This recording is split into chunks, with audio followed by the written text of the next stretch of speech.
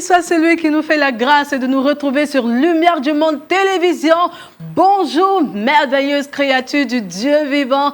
Bienvenue à ta matinale Wake Up. Mercredi, je suis avec Mathie. Ah, je t'ai déphasé.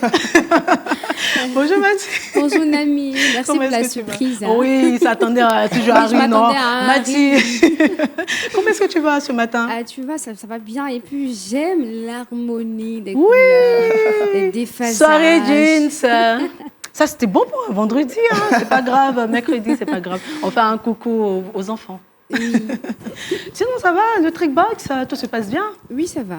D'accord. Et aujourd'hui, on fera un gros coucou à notre trésor à travers le trickbox. Et ça sera quoi déjà? Alors aujourd'hui, on va donner envie aux enfants de lire la Bible. Oh, téléspectateurs de Lumière du Monde Télévision. Prenez un stylo, un bloc-notes et puis préparez-vous à prendre note. Oui, Comment donner envie aux enfants de lire la Bible? C'est un très beau thème, franchement, j'aime bien. J'aime bien. Merci beaucoup, Mathie. On va te retrouver tout à l'heure. Et puis, vous le savez, c'est mercredi et nous sommes en compagnie de Tonton Léon, quelqu'un qui n'est plus à présenter à Wake Up. Bonjour, Tonton. Bonjour, Nami. Shalom et shalom à tous nos amis. Comment est-ce que vous allez? Je vais super bien. Nouvelle saison, vous êtes habitués, c'est bon? Oui, habitué, surtout très heureux de retrouver tous nos amis. Oui, merci beaucoup. Alors aujourd'hui, avec vous, il sera question de... Nous allons parler d'une rentrée scolaire réussie. Nous sommes dans la tendance de la rentrée scolaire. Oui. C'est vrai qu'il y a déjà un mois pour certaines écoles, mais nous voulons encourager encore les parents sur comment bien se préparer et réussir une bonne année scolaire.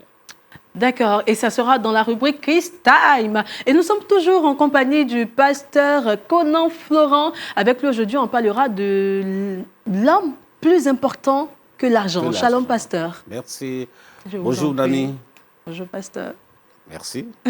Effectivement, nous allons parler de l'importance de l'homme, la compagnie de l'homme, en fait. D'accord. Peut-être que c'est un prétexte en mettant l'argent parce que, bon, les gens ont tendance à apprécier l'argent plus que la valeur de l'homme. D'accord. On va en débattre. L'homme plus important que tout. D'accord. Shalom Harry. Shalom Nami, j'espère que tu vas bien. Je vais très bien Harry, et toi? Oui, je vais super bien. Aujourd'hui est vendredi et là... Mercredi. Aujourd'hui est mercredi, pardon. Oh, il est pressé pour que la semaine finisse. Oh, Harry. Et je vais super bien. Dieu merci. Culture Actu, le saviez-vous? Ça sera avec toi. On parle de l'impressionnante histoire de Paolo Dong Dong. Dong Dong, d'accord. Et puis le saviez-vous? Le saviez-vous, il s'agira de la Tour Eiffel. La Tour Eiffel, d'accord. Installez-vous bien, mais avant, nous allons prier avec Mathie.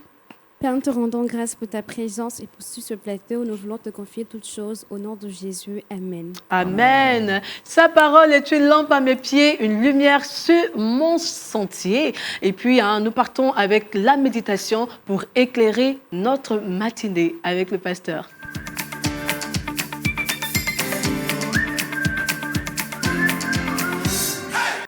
Méditons ensemble. Pasteur, ce matin, nous méditons sur le thème « L'homme plus important que l'argent ». Que l'argent. Hey, papa, on n'avait pas besoin de dire ça à l'église, mais on est obligé de le dire. Franchement. Voilà. Et donc, ce matin, comme je l'ai dit depuis lundi, nous sommes en début de saison et les nouveaux défis qui se présentent à nous, c'est l'un de ces défis. En plus de ce que nous devons aller évangéliser et tout ça, il y a aussi que nous devons apprendre à apprécier la valeur de l'homme, de ceux avec qui nous marchons, ceux avec qui nous vivons. Ce n'est pas par hasard qu'ils se retrouvent là. L'importance de la compagnie humaine. Je vais vous lire juste un verset, 2 Timothée chapitre 4, 2 Timothée chapitre 4, verset 11. Il dit ceci. Luc seul est avec moi. Prends Marc et amène-le avec moi, car il m'est utile pour le ministère. Ici, c'est l'apôtre Paul qui toujours écrit à son fils, le jeune pasteur Timothée, et lui donne des consignes. Il avait besoin de Timothée, mais en plus de Timothée, il avait besoin d'un certain Marc pour le ministère. Certainement qu'il était quelque part, il avait besoin d'eux. Donc, il demande à Timothée de faire venir Marc parce qu'il lui est utile. Or, c'est ce même Marc-là, quand vous lisez dans le Nouveau Testament, Actes chapitre 15 précisément, Marc a fait l'objet de séparation entre Barnabas et Paul, à un moment donné, parce qu'ils allaient de lieu en lieu. Et donc, à un moment donné, Paul a estimé que Jean-Marc a failli à quelque chose, il n'a pas plu, et il a voulu se séparer de Jean-Marc. Barnabas a dit non, il est encore jeune, allons avec lui. Il a dit non. Et ça a causé la séparation entre Paul et Barnabas. Et puis chacun a pris son chemin. Mais aujourd'hui, Paul, qui ne voulait pas de Jean-Marc l'autre fois, a besoin de ce même Jean-Marc-là pour dire que l'homme a toujours été utile dans le ministère. Et on peut avoir un problème avec lui aujourd'hui, mais demain, on peut avoir besoin de lui. Donc, ne négligeons pas les couvertures que Dieu met sur nous. Les hommes sont des couvertures, ceux avec qui nous vivons, ceux avec qui nous travaillons, dans la même boîte, dans la même église. Ce sont des couvertures pour nous. Depuis le jardin d'Éden, quand on met à côté, on ne peut pas mettre à côté une façon de parler, la couverture de Dieu, c'est l'homme qui vient. Ce n'est pas l'argent. Aujourd'hui, les gens pensent que l'argent est important. Les gens ont et moi, j'ai l'argent. suffisamment d'argent, je n'aurai pas besoin des hommes, je m'en fous et tout ça. Et cela, malheureusement, est en train d'entrer dans l'Église. On a des bishops, des pasteurs qui, à la limite, dominent ces jeunes gens qui sont à côté d'eux pour ne serait-ce qu'apprendre à exercer le ministère. Ils deviennent comme des esclaves. Ils n'ont aucune considération pour ces personnes-là. Ils souffrent à côté d'eux, comme si eux-mêmes étaient des dieux. Mais demain, ces petits d'aujourd'hui peuvent être utiles. C'est vrai. Donc, on doit faire très attention dans notre marche avec les gens. Les hommes sont des couvertures. Si on est environné de bonnes personnes, on est couvert, on est bien couvert. Et c'est sûr qu'on ne stresse pas dans l'avenir, parce que demain, on aura besoin d'eux. Le philosophe même a su illustrer cela. Le sage, en son temps, il a dit, on vient dans ce monde par les mains d'hommes. On quitte ce monde par les mains d'hommes. Effectivement. Je connais des gens, je connais surtout quelqu'un, ici en Abidjan, par exemple, à Angré, qui a un château. Un triplex. Il a construit un triplex. Et puis, s'est débarrassé de tout ce qu'on appelle parents, amis et tout ça. Il pensait qu'il allait rester toujours jeune, avec toutes ses forces et tout ça. Il a vieilli. Il vieillit avec les maladies. Maintenant, il dort au garage et c'est son gardien qui dort en haut. Mais il n'a plus de force. Tu ne peux plus monter. Il a besoin d'hommes maintenant pour le faire monter. Mais il n'y en a plus, tu t'es débarrassé d'eux. Donc c'est cela. Nous sommes chrétiens. Faisons très attention. Et dans le ministère, et dans notre vie de famille, et dans nos cercles d'amis, et tout ça. Si aujourd'hui ça va pour eux et pas eux. Pensons à eux. Sachons les traiter avec bienveillance. Ne cherchons pas à les dominer. L'argent n'est rien. C'est pourquoi j'ai dit simplement l'homme est plus important que l'argent. Ça, c'est le langage du monde, mais je l'ai emprunté comme ça en tant que chrétien parce que de plus en plus, les chrétiens aussi se comportent comme les gens du monde. L'argent n'est rien en face de l'homme. L'utilité de l'homme, on ne peut jamais l'apprécier à sa juste valeur. Et si Dieu nous en donne d'avoir de bonnes relations, beaucoup de personnes, de connaissances, c'est tant mieux, c'est une recherche. Nous devons l'apprécier. Sœur Nami, juste ce que je voulais dire en ce mercredi, que nous apprenions, n'est-ce pas, à se faire entourer de bons amis. Et si nous en avons, ne les dominons pas. Oh, j'aime bien ce thème. Puis je veux profiter de ce plateau pour dire à mes frères que vous êtes une bénédiction pour moi. Je vous aime de cœur sincère. C'est vrai, on se connaît à peine, mais voilà. Il faut savoir apprécier l'homme. On t'aime. Léon, question, réaction? Oui, c'est vraiment important ce que le pasteur a dit. Oui. Même Jésus, le Fils de Dieu, avec toute sa puissance, a eu besoin de 12 disciples. Oui. Jusqu'à 12. Jusqu'à 12. Et en aucun moment, il n'a méprisé l'un d'eux. Pourtant, il savait qu'il était entouré de toutes sortes de personnes, de toutes sortes de caractères, de pécheurs, de tout ça. Mais en aucun moment, on a vu dans la Bible Jésus-Christ mépriser l'un de ses disciples. Il les a tous aimés autant. Il leur a donné la même grâce, la même chance pour leur permettre de rentrer pleinement dans leur appel. Et c'est un message pour nous. Un très beau message. Le message, il est fort. Mathie? Alors, c'est un très beau message. Et puis, ce qui me plaît avec le Seigneur, c'est qu'il dépose les choses dont nous avons besoin dans la main de nos prochains, de nos frères et sœurs. Et donc, comme ça, on est loin de l'orgueil. On ne pense pas qu'on est surnaturel, on est Dieu. Mais tout se passe avec notre prochain. Tout se passe avec notre prochain. Harry? Oui, moi j'ai plutôt une question. Aujourd'hui, on va plus vers un monde individualiste où les réalités de la vie sont telles que chacun est obligé de regarder dans son portefeuille. Et quand il n'y a pas assez d'argent, il faut travailler encore plus pour pouvoir s'occuper de la famille. Alors moi, la question que je vais tout de suite poser, pourquoi est-ce qu'on a affaire à tant de manques, surtout chez les chrétiens? Voilà. Est-ce que ce n'est pas ce fait-là qui fait que nous sommes toujours à la recherche de l'argent et quelque part on paie un peu la valeur de l'homme? On devient c'est la cupide. question que je me pose. Oui, on dit l'union fait la force. Effectivement, si nous apprenons à aimer nos prochains, c'est sûr que on ne verra pas trop la valeur de l'argent. Les gens cherchent l'argent dans l'avidité, ils ne sont jamais satisfaits. Mais croyez-moi, si vous savez apprécier la compagnie humaine, on peut être ensemble ici, on est ici 5 sur le plateau, on peut passer des heures ici sans manger. Wow. Le fait que Nami parle, et Tonton Léon parle, et Harry parle, on va tout ça, on est tellement heureux, ça avance, et puis on se soude les mains, quoi. C'est comme ça, et puis on avance dans l'essentiel. Mais quand on reste dans l'égoïsme, je pense à moi, c'est l'argent. Même l'argent que je vais avoir là, ça ne me suffira jamais. Effectivement. Merci beaucoup, Pasteur. Oui, merci beaucoup. Merci pour toutes ces réactions sur ce plateau. En tout cas, nous devons nous aimer les uns les autres. Et c'est l'un des plus grands commandements de notre Seigneur Jésus-Christ. Merci infiniment pour ce thème très instructif. Et on va profiter pour prier avec nos téléspectateurs pour mettre l'amour sincère de l'homme dans nos cœurs. Pourquoi pas? Merci Seigneur de faire de nous des êtres semblables à toi. Tu sais aimer, tu sais rassembler. Donne-nous ces cœurs-là. Et surtout, mets autour de nous des bonnes personnes qui vont nous encourager, n'est-ce pas, à aimer les autres.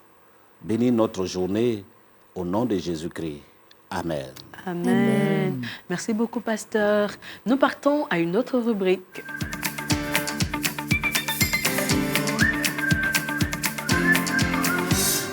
Culture Actu. Oui, l'ami. Ce matin, nous partons en Chine. Tout à fait. Attends, je vais prendre l'accent chinois. Oui.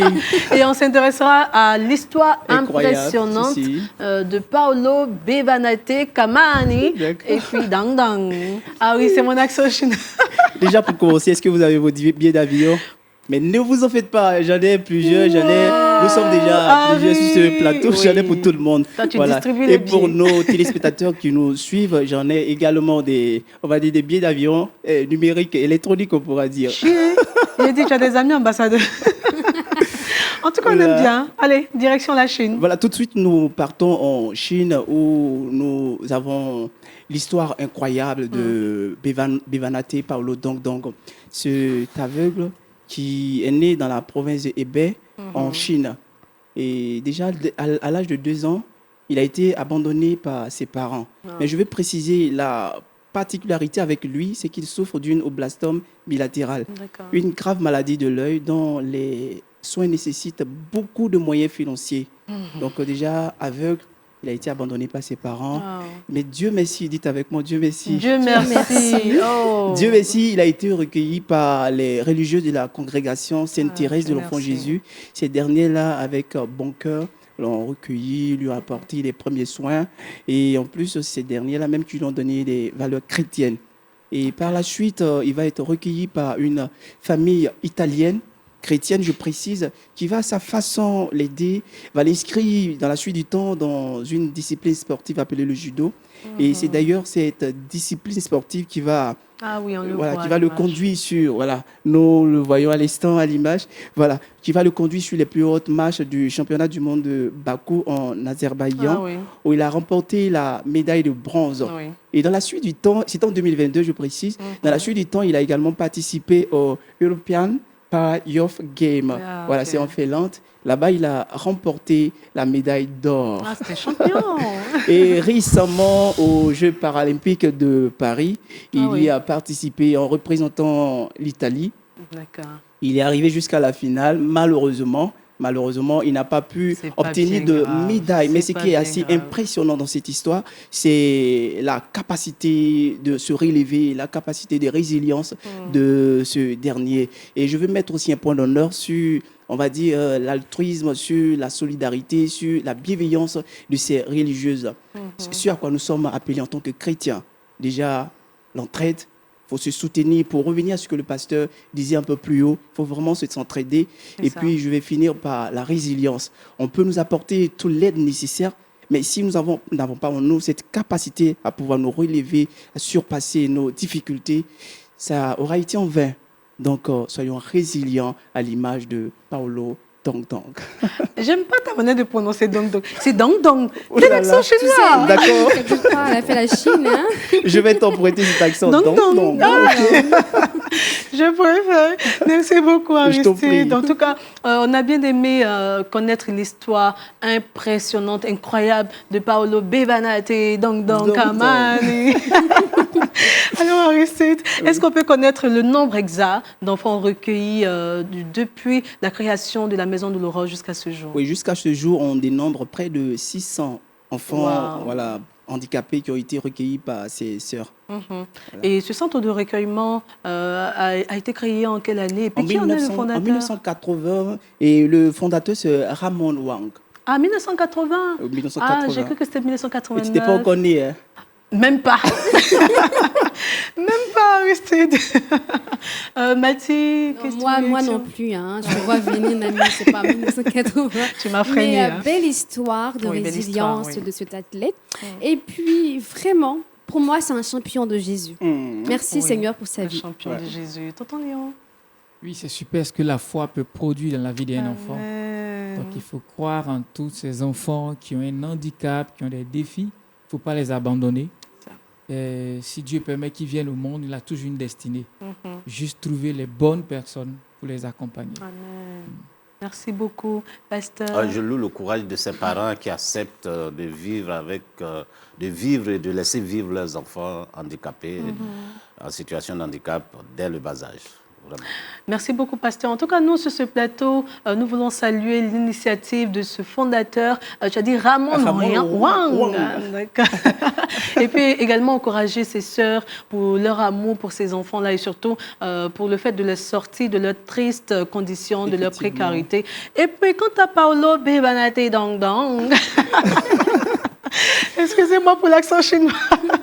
En tout cas, nous bénissons Dieu pour sa vie. Nous lui souhaitons Amen. plein de succès dans sa carrière. Et pourquoi pas que le Seigneur lui accorde la guérison, parce que rien n'est Effectivement, c'est impossible possible. à notre Créateur. La Bible dit qu'il est Jéhovah Rapha, le Dieu qui guérit. Et nous savons que Bevanate Dongdong recouvrera la vue comme Batimé. Dans la Bible, C'est c'est bien pas possible. impossible. Merci beaucoup Je t'en pour cette prie. visite en Chine. J'attends mon billet physique. Attends. Allez, on va partir avec la vidéo du jour.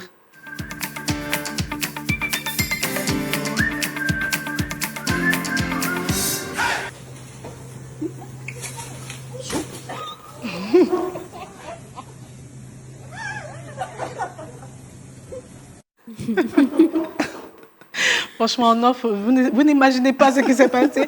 Pasteur dit fou. Je voulais... Je ne m'attendais pas à cette On n'a pas vu l'équilibre. Hein. Je voulais pas rire de cette chute-là parce que j'imagine la douleur de la dame. Mais bon, qui sommes-nous pour ne pas rire? Elle-même, elle en rit de sa Oui, chute. elle en Donc rit. voilà, on va rire. Et puis, il faut savoir que cette vidéo s'inscrit dans la thématique les limites de la capacité humaine. Et puis là, on a vu une dame... S'écrouler. Je pense Voilà, qui s'était- restauratrice. Oui, parce que là, on a vu effectivement. le tablier, Le tout ça. tablier, Certainement qu'elle aussi. travaille dans un restaurant. Sûrement. Et puis, comme on a vu sur cette vidéo, elle a voulu porter une charge et puis elle s'est écroulée Elle s'est sur écroulée. le poids de la charge qu'elle a voulu porter. Et cela révèle tout de suite les limites, Les limites. de l'homme. Et ça me fait penser tout de suite à toutes les personnes qui, chaque jour, subissent des accidents de travail. Et oui. là, il y a plus grave que ça. Ça, c'est minime, mais je pense à toutes ces personnes qui sont coupées le doigt, le pied, pendant qu'elles sont en train de travailler. oui. Mhm. Voilà. Oui. C'est quand même touchant. Mhm. très touchant. J'espère que moi, avec mes escarpins, je n'aurai pas d'accident de travail. Attention, Nami. Je ferai attention. Allez, Mathie, Oui. comment est-ce que tu peux définir les limites de la capacité humaine? Alors, ce que moi j'aime bien dans cette vidéo, c'est qu'à travers la vidéo, on peut tout de suite voir la compréhension des définitions. Donc, c'est-à-dire Oui. que pour moi, tout de suite, là, la limite de la capacité humaine, c'est tout simplement un état ou une barrière, un point de la vie que, On ne peut que plus l'homme ne peut pas oui, franchir, des voilà, qu'il ne peut barrières. pas dépasser. Donc, c'est pour moi, c'est comme ça. D'accord. Mais Harry, qu'est-ce qui emmène, qu'est-ce qui s'est passé? Pourquoi cette femme s'écoule-t-elle sous le poids de la charge qu'elle a voulu porter? D'accord, je vais déjà partir d'une généralité. Très souvent, on est confronté à ce genre de situation parce qu'on est fatigué, exténué, on a un travail excessif, Oh oui. voilà, et le manque de repos. Mais dans l'élément que nous venons de voir, nous constatons qu'une femme sous n'est le pas poids, voilà, sous le poids d'une charge assez, on va dire, lourde, s'écroule. Et ça se voit tout de suite. Elle a minimisé et voilà, on va dire Ouais, la négligé, situation. oui, Donc on la pourrait charge. parler déjà de méconnaissance des situations qui nous environnent très souvent, mais des situations auxquelles nous sommes confrontés. Et à côté de cela, je pourrais aussi parler d'ignorance, mais de méconnaissance de ses propres capacités. Voilà, il faut connaître ses limites, ses faiblesses et agir en fonction. Tu vois. Et donc, pour moi, c'est un peu ce qui a milité en défaveur de cette de dame. cette dame. Et à ce tableau, on pourrait ajouter le fait qu'elle ait manqué de coopération. Bon, je dois tout de suite Oui. soulever une charge qui est plus, on va dire, assez Tu ne vas pas me lourde. laisser m'écrouler, forcer, Un tu manque seras. de technicité. Voilà, le surtout. manque de technicité, merci. Moi, je dois tout de suite soulever quelque chose qui est, on va dire, au-delà de mes capacités. Ben, j'ai les collègues qui sont à côté de moi. Franchement. Qu'est-ce que ça m'écoute? Il faut juste dire, collègues, viens me soutenir, viens Mais on a m'aider. besoin de dire Voilà. collègues. Tu vois que, Et puis, franchement, ma bon, morphologie ne correspond pas. Ils étaient Mais en autour même d'elle, temps, ils étaient puisque c'est autour. toi qui C'est vrai, es oui. confronté à cette situation, voilà, qui t'a sollicité l'aide d'un collègue. Donc, on pourrait parler ici de manque de coopération, mais on va dire de collaboration. En tout cas, cette image est très révélatrice. J'en ris toujours. Cette image est très révélatrice. Hein. Elle met en lumière nos aspects, les aspects de la vie de l'homme, notre vécu quotidien. Et Effectivement. en Et tant nos que chrétien, limites. oui, franchement, nos limites surtout. Et je pense qu'en tant que chrétien, nous devons nous confier à Jésus-Christ, confier nos fardeaux au Seigneur Jésus-Christ qu'il a si bien porté à la croix. Et j'en veux pour preuve Matthieu 11, verset 28. C'est que l'histoire de grasseyeux comme ça sur ce plateau. Matthieu 11, verset 28 qui nous dit « Venez à moi, vous tous qui êtes fatigués et chargés, et je vous donnerai du repos. » Et le véritable repos, nous l'avons en Jésus-Christ. Dieu merci, nous avons un pasteur sur ce plateau. Papa, Ah oui, votre point de vue. je pense que vous avez déjà tout dit. Connaître ses limites. Oui. Et puis, quand on ne peut pas, on ne peut pas. C'est Il ça. faut avoir recours à quelqu'un qui est plus que fort que nous.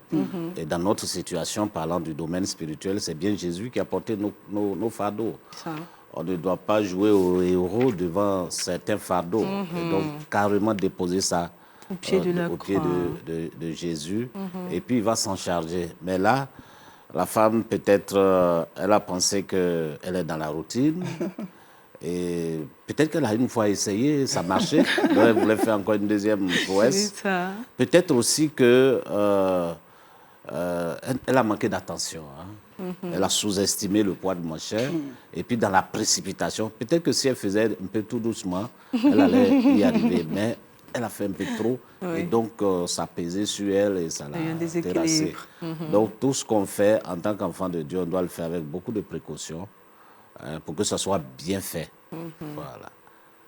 Et effectivement, et si en tant que chrétiens, nous nous obstinons à porter tout seuls nos fardeaux, nos difficultés, nos épreuves, nous risquons de nous écrouler. comme elle. Oui, comme cette dame dans cette vidéo, nous risquons de nous affaisser, de nous affaler comme cette dame dans cette vidéo. On espère que vous avez bien aimé la vidéo de ce mercredi. Vous pouvez réagir sur nos différentes plateformes, Lumière du Monde Télévision Facebook et Lumière du Monde Télévision YouTube. C'est mercredi et nous faisons un gros coucou à nos bouts de chou à travers la rubrique Kiss Time.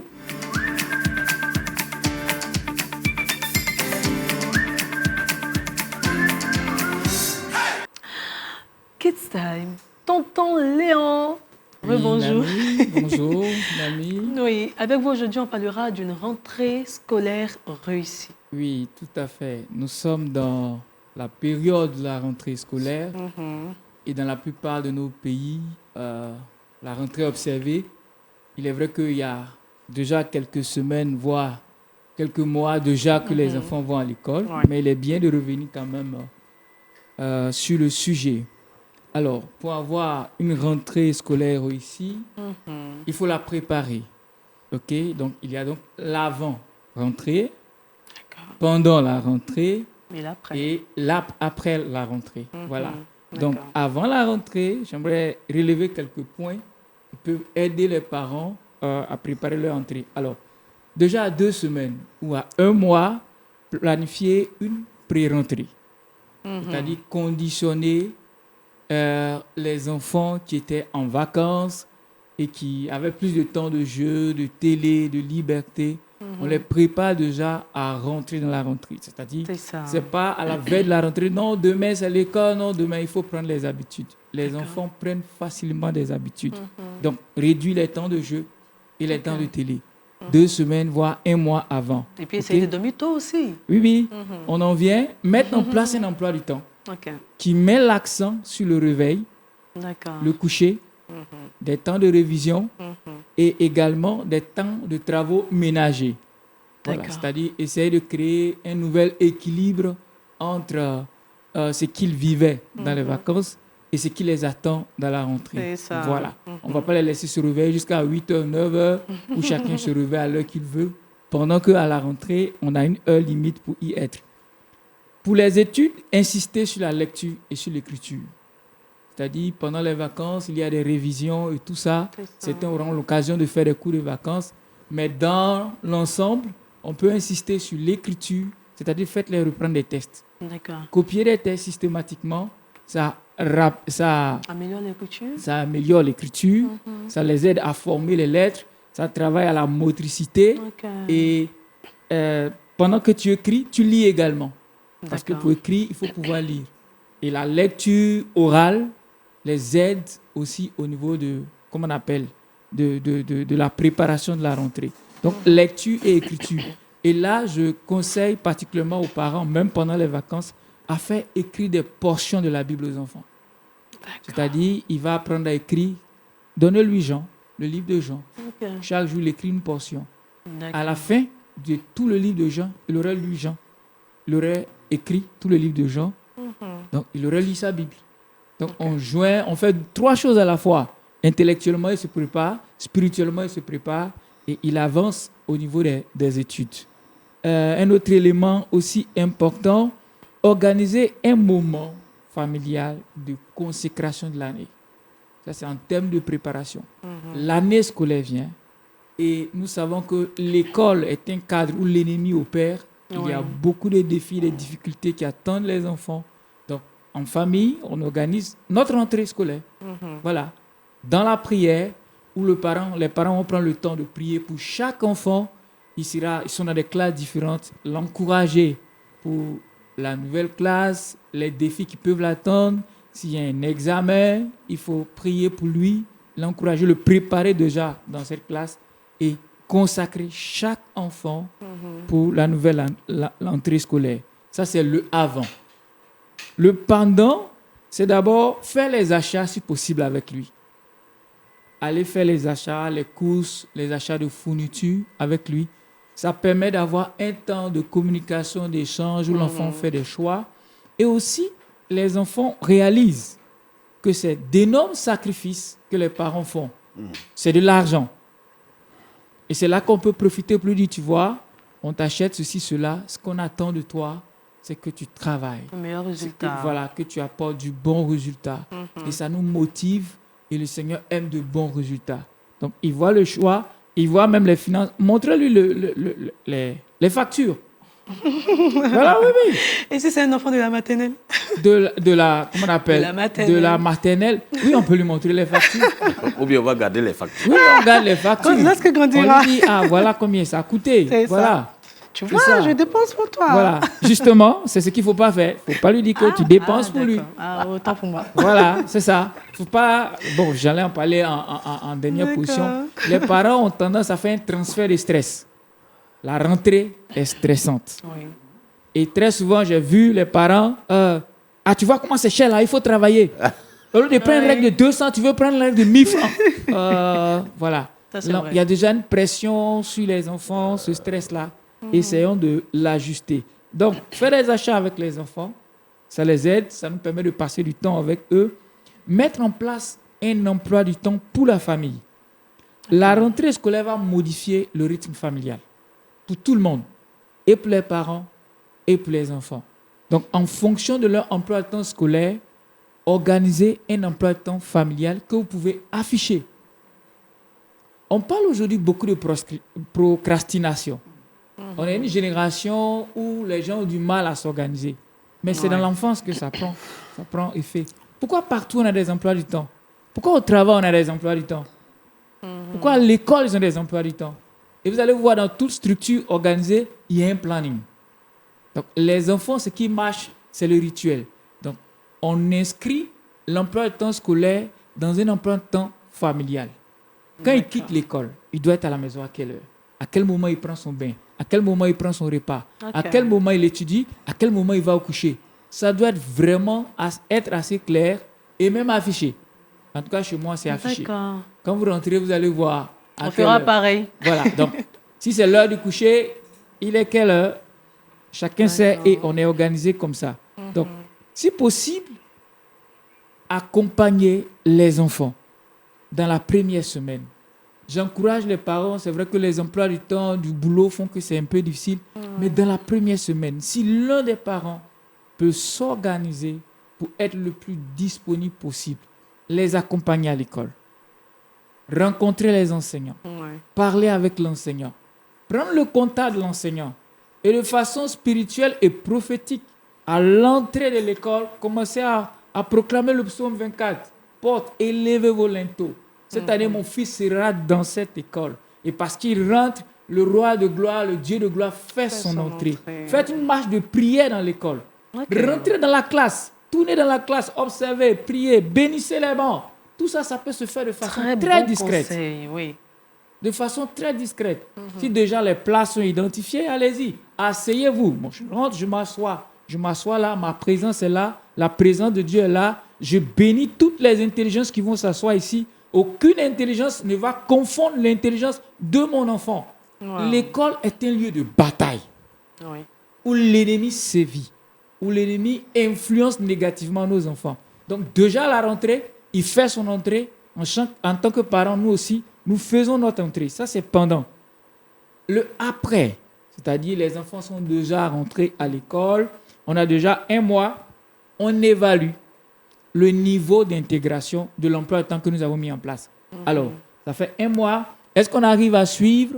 Est-ce qu'à l'école, un horaire a changé? Est-ce que l'horaire des parents a changé? Est-ce que le parent était en vacances et puis il reprend? Donc, on essaie d'ajuster tout ça et on refait un emploi du temps. Sinon, on ajuste un emploi du temps qui permet à toute la famille de se retrouver.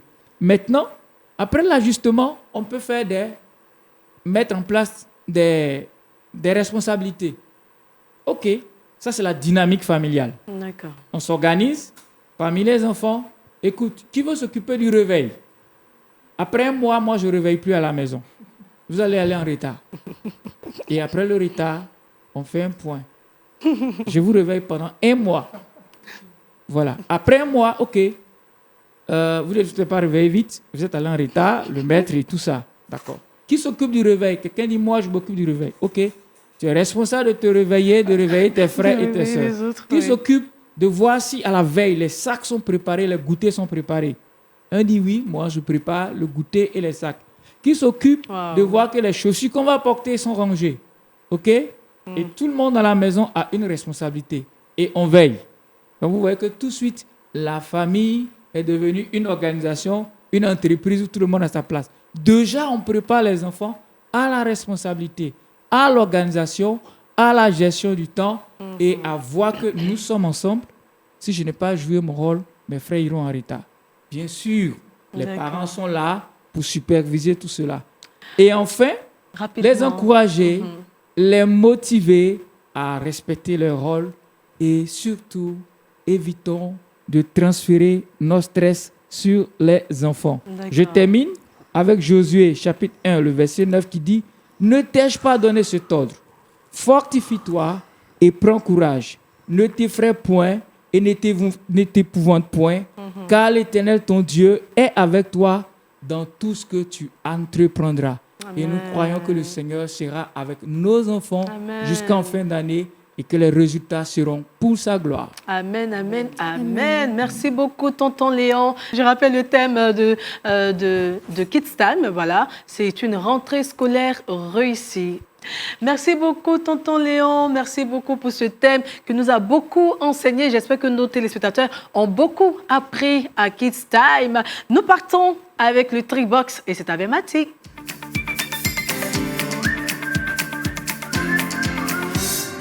Mathie, oui. Comment donner envie à nos enfants de lire la Bible? Oui, on reste sur le thème des enfants et on sait que transmettre le goût de la lecture aux enfants, c'est très difficile à la maison avec les parents.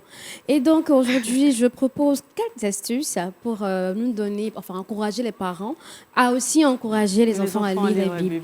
Et donc, mais nous allons commencer par donner l'exemple. Alors, chers parents, s'il vous plaît, lisez vous-même votre propre Bible. Ça. Alors, prenez l'habitude de méditer. Donc, on connaît la phrase des enfants, « Maman, que fais-tu » Voilà, c'est de ça qu'on a besoin. Donc, en lisant soi-même sa Bible à la maison, fréquemment ou quotidiennement, les enfants auront tout de suite cette envie de faire comme papa ou maman. Ils seront curieux. Et c'est très important. Et puis, faites-leur connaître, s'il vous plaît, les histoires vraies de la Bible. Combien de fois à la maison, on aime bien lire les fables, les contes de fées aux enfants. Et surtout quand c'est l'heure du dodo. Maman, je veux une histoire. Et on est tout de suite pressé, en train de lire le conte de fées aux enfants. Mais s'il vous plaît, on peut remplacer cela avec les histoires vraies de la Bible. Surtout qu'on sait que la parole de Dieu, elle est vraie. Oui, vraiment vraie. Donc, au coucher, c'est le moment idéal pour les enfants de mémoriser. On peut raconter les petits enfants, les petites filles qui aiment les histoires de princesses. La reine Esther est là. Il y en a tellement d'exemples. Donc, faisons ça. Et puis, en 3, il faut appuyer ces récits par nos témoignages qui doivent être vivants. Alors, mon fils, ma fille, je lis la Bible parce que le Seigneur a fait ci pour moi. C'est très important d'accompagner cela. Quand on témoigne, il faut voir, mais attends, mais c'est vrai, maman, c'est vrai. Alors, le Seigneur peut faire comme ça pour moi aussi. Donc, tout de suite, on verra l'impact sur nos vies. D'accord. Et en racontant ce que Dieu a fait pour nous, voilà. Le dernier, tu vois, comme Francis, d'accord. Alors, le dernier, c'est tout simplement de trouver une Bible adaptée pour eux selon l'âge. Il existe aujourd'hui plusieurs versions de la Bible plus adaptées à l'âge et les enfants en fonction de leur compréhension. Donc, s'il vous plaît, ne donnez pas votre Bible compliquée aux enfants, sinon ils vont tout de suite fuir. Voilà. Donc, mamie, tu as tes astuces. Beaucoup, J'espère que ça pourra aider les parents. Oui, on espère. Nous, déjà, on va l'appliquer à la maison et puis nos téléspectateurs également l'appliqueront chez eux à la maison. Allez, cette émission tire à sa fin, mais avant, nous avons Le Saviez-vous ?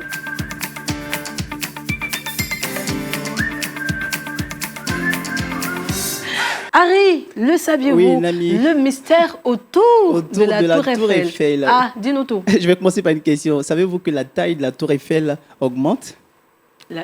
Elle a déjà été construite. Elle augmente comment?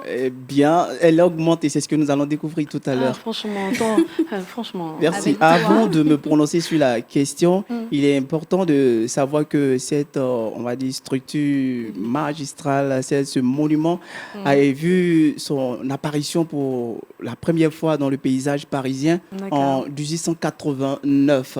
Et cette œuvre a été réalisée par Gustave Eiffel, qui en est, on va dire, le constructeur. Et c'est même son nom qui a été attribué à cette tour. Eiffel. Voilà. Okay. Et donc, pourquoi la tour Eiffel? Sinon, voilà, oui, qu'est-ce qui explique pourquoi voilà, la tour Eiffel qu'est-ce qui explique cet accroissement de sa taille?